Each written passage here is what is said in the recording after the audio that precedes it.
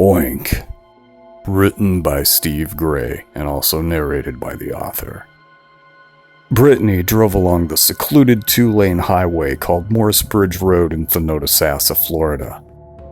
It was getting late in the afternoon and she was anxious to get to a certain address to perform a gig she'd scored for the weekend, a side hustle for her, while she studied nursing most every other portion of her existence. She figured that this was going to be a lot of fun. She got the job through a friend of a friend. She'd be in the country, away from annoying people, all by herself, and able to study as well as relax. As she drove, she continued to put miles behind her, and before too long, she was nearing the address.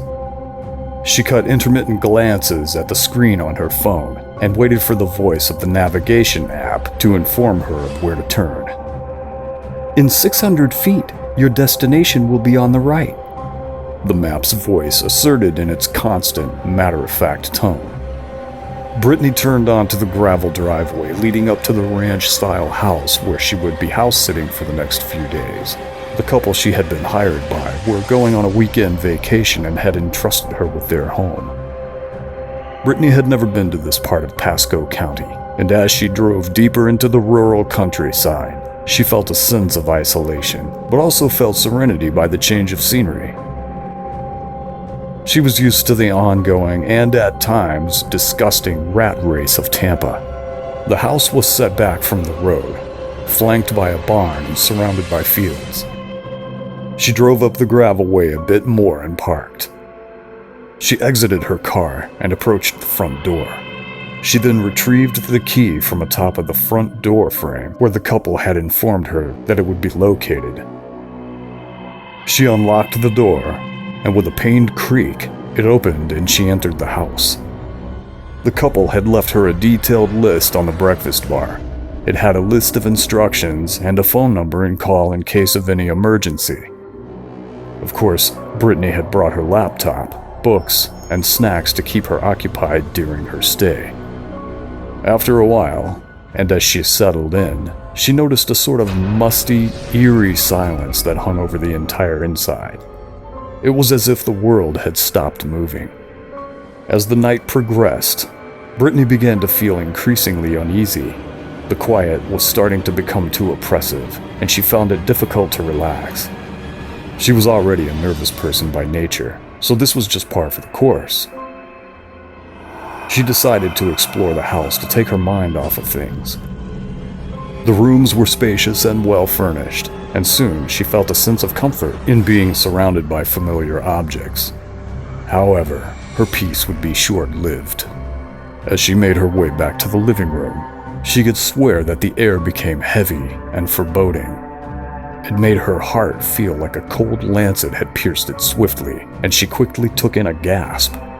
She worked to steady herself and then chuckled. Ridiculous. After all, she was in an unfamiliar place and wasn't accustomed to things as they were set in these surroundings. Also, the sun was starting to go down, and the dimness of twilight was beginning to saturate the area. That could explain it away. As she sat down, she began to power up her laptop.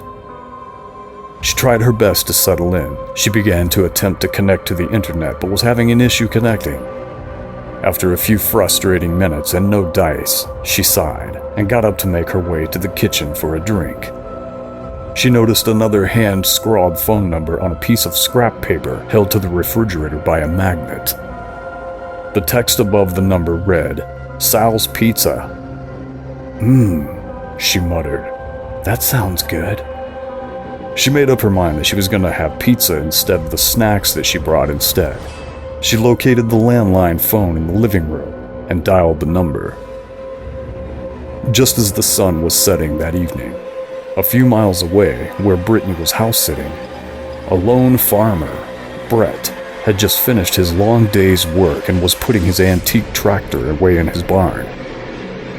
He heaved a sigh of relief, happy to be done for the day. It was hot, humid, and miserable, and the bugs seemed to be even more persistent today. As he wrapped things up and secured the tractor, he heard a slightly violent rustling in the corner of the barn. He thought it was just one of the farm animals, but as he turned around, he was met with a sight that would haunt him for the rest of his brief life. A large, imposing man, slicked with sweat, wearing what looked to be a pig's mask, stood before him, brandishing some sort of sharpened weapon. Brett's heart raced as he tried to make sense of what was happening. He backed away slowly, but this individual advanced on him with each step. Panic set in as Brett realized the man's insidious intent as he was in the barn with no escape. The large man in the pig's mask swung the razor-sharp weapon and whacked Brett with a sickening thud. He fell to the ground, blood oozing from the gash. The sound of his screams echoed through the empty barn, but no one was around to hear them. This killer stood above Brett's lifeless body now, admiring his handiwork. He slowly tilted his head back and forth as he observed what he viewed to be his morbid artwork. He let out an eerie laugh that would send shivers down the spine of anyone who might have heard it. Soon, twilight deepened and was setting in even more so, casting a cloak of darkness over the scene. The pig-headed murderer began to walk down the deserted road that communicated with the farmer's property, the only sound being of crickets in the nearby surrounding grass and the crunching of gravel under his boots. He had a sense of purpose, as if he were on a mission. The pig's mask hid his identity, but his eyes gleamed with an evilness that was unmistakable. As he walked along the deserted and quiet road, he soon came across a group of teenagers laughing and joking around. They paid him no mind, assuming he was just someone passing by. Dressed for Halloween a little prematurely, they would think, but oh well, this is the sticks after all. Little did they know they were about to become his next victims. With a swift motion, the killer pulled out his weapon again and charged toward the unsuspecting teenagers. They scattered in different directions, screaming, but it was futile. The killer was too quick, too strong, and too evil. One by one, the teenagers fell to the ground, their screams ringing in the killer's ear like a symphony. Blood splattered his mask and clothes, and he seemed to bathe in it. He was on a mission, and nothing would stop him. The splashing of blood and the thuds of hacked and splintered bones were the sounds that filled the air, along with the screams. Shortly after this mayhem, the maniac continued to walk down the deserted road. No one could know where he came from or where he was going, but one thing was for sure, he was a force to be reckoned with. Detective Grimes had been on the trail of the elusive and brutal mass murderer known as OINK for months. The killer had left a trail of blood and destruction wherever he went, and Grimes was determined to stop him before he could claim any more victims. Sadly, his progress was moving just a little too slow. OINK was a cunning and elusive, albeit messy and gruesome killer who had managed to somehow evade capture for a long time. He had a particular modus operandi, targeting anyone and everyone at random. The killer had struck again and again, always leaving the police baffled and frustrated in his wake. Grimes had been assigned to the case after the killer's latest victim was discovered. The young person had been brutally murdered in a fashion that had never been seen before. The detective had spent countless hours poring over crime scene photos, interviewing witnesses, and analyzing the killer's vague patterns. He had become obsessed with catching OINK, and it had taken a toll on his personal life. His marriage had fallen apart, and he had become increasingly isolated as he dedicated all his time and resources to the case. Despite his best efforts, OINK continued to elude him. The killer seemed to always be one step ahead of the cops, but Grimes refused to quit. He knew that he was the only hope for the folks of Pasco County, and he was determined to bring OINK to justice. But if he were to do it, he would have to start moving faster. Sometime later, having placed the call to Sal's Pizza, Brittany sat on the sofa. She was slowly starting to relax when her attention was suddenly drawn to something that looked as though it were standing in the yard outside of the dining room window. It was too dark to make out any features, but she could tell that it was a large man. Fear gripped her as she realized that she was now not alone. Having no knowledge of this place, and being unfamiliar with the settings, she instantly recognized that whatever this person's intentions were, they definitely couldn't possibly be good. After a while of observing this person's malicious stalking, she tried to call the emergency number, but her cell phone had no service. She rushed to the landline that she had used earlier to call in the pizza, only to find that it was completely dead and the line must have been cut. By him, she assumed. Brittany's heart was pounding in her chest now, as she realized that she was not alone. The man outside had not moved, and she could see that he was wearing something over his head. An animal mask of some sort. It was really too dark to tell. He carried a weapon that looked like it had a long blade from what she could tell, and then she knew that he was there to kill her. The man had been stalking her all along. Could that be? Brittany tried to stay calm and think of a plan. She knew that what she had to do was make it to her car. Then she could speed the hell out of there.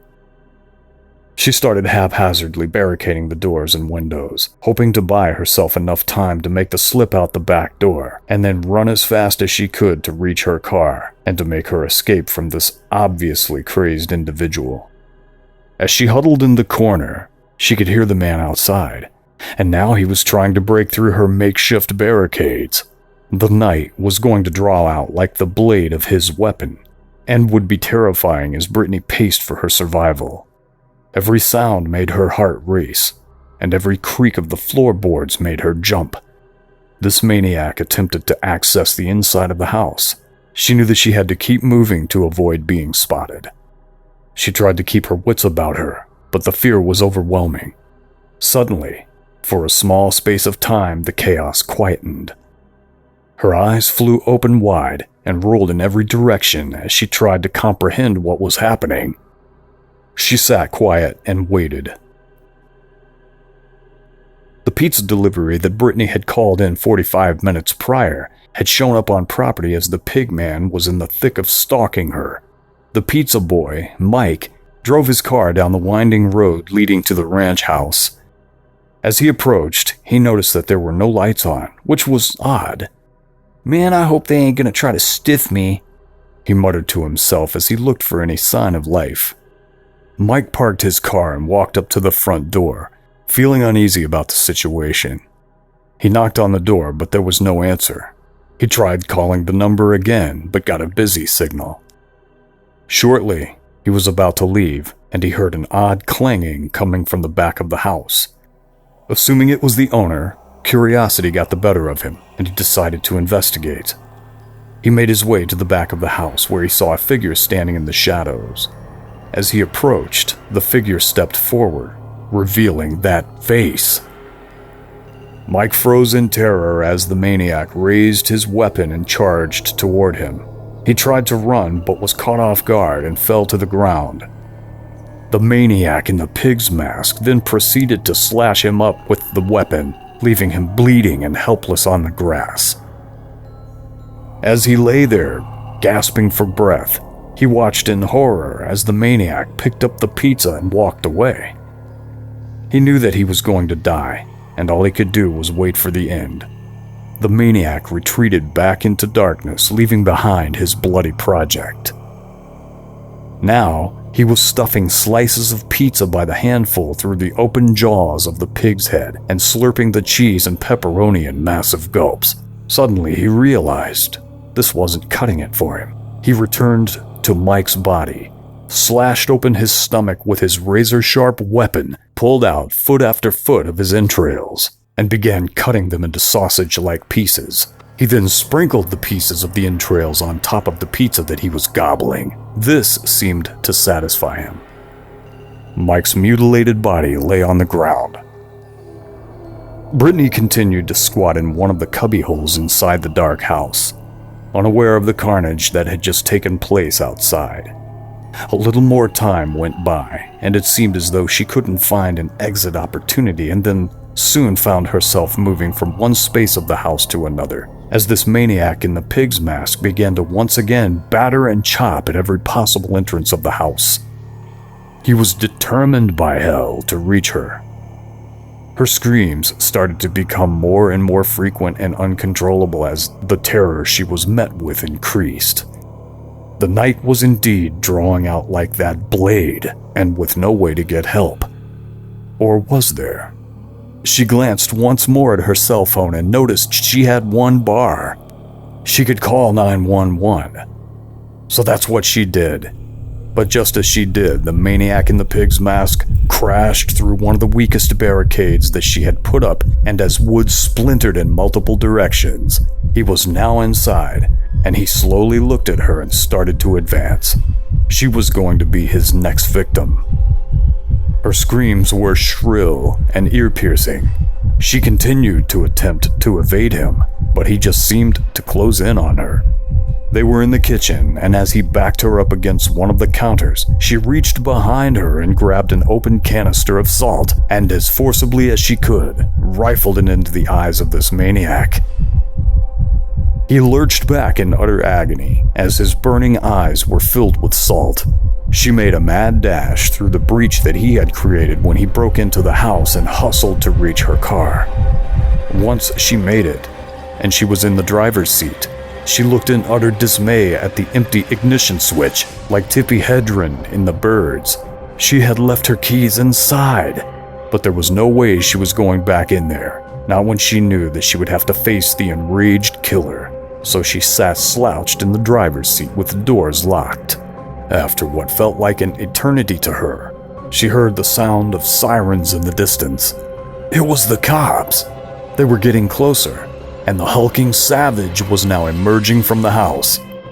She tried to call out for help, but her voice was hoarse from screaming. Detective Grames, along with several officers, descended upon the scene, and after quite a bit of a violent struggle, apprehended the maniac and took him into forceful custody. Brittany was now safe.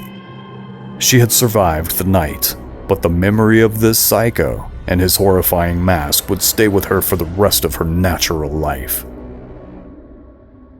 In the aftermath of the incident, Brittany learned that the killer had been roaming these particular parts for months, targeting unsuspecting random victims in the rural countryside. He had been dubbed OINK by the media and police, and she figured the obvious, that it was due to his distinctive mask, but she learned later that it was also because he was just a nut job. Brittany was hailed as a hero, and her bravery was celebrated. She had faced her worst fears and emerged victorious. The couple who had hired her returned from their weekend trip, and having learned of what had happened, were awestruck for her bravery, and over time they became close like a family. They offered her a permanent room if she'd be interested in staying, and if she'd be able to put the horror of what happened to her behind her. Brittany considered the damp, dorm-like apartment she lived in and accepted their offer. Knowing that she had found a new home where she felt safe, she had faced the terror of OINK, and in doing so, she had found a new home in serene settings. The end.